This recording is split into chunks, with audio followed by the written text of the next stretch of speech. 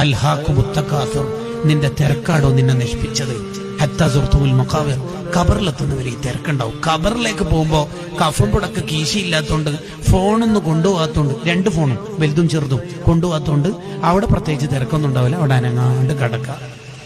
ഇനിയൊരു മീറ്റിംഗ് നിനക്ക് ജീവിതത്തിൽ ഇല്ല, ഇനിയൊരു സ്വലാത്ത് മജ്ലിസ് ഇല്ല, ഇനിയൊരു സുബ്ഹ് നിസ്കാരമില്ല, ഇനിയൊരു തസ്ബീഹില്ല.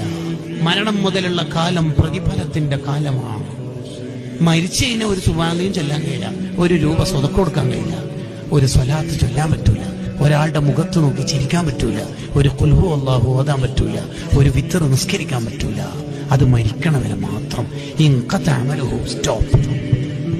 നീ തിരക്കഭിനയിക്കരുത്, തിരക്കഭിനയിക്കരുത്. സ്വലാത്തിന് വരുന്നില്ലേ, ചെറിയൊരു തിരക്ക്. മീറ്റിങ്ങിന് വരുന്നില്ലേ, ഇന്ന് കുറച്ച് ഷോപ്പിൽ തിരക്കുണ്ട്. വഅമിലു സ്വാലിഹാത്ത്.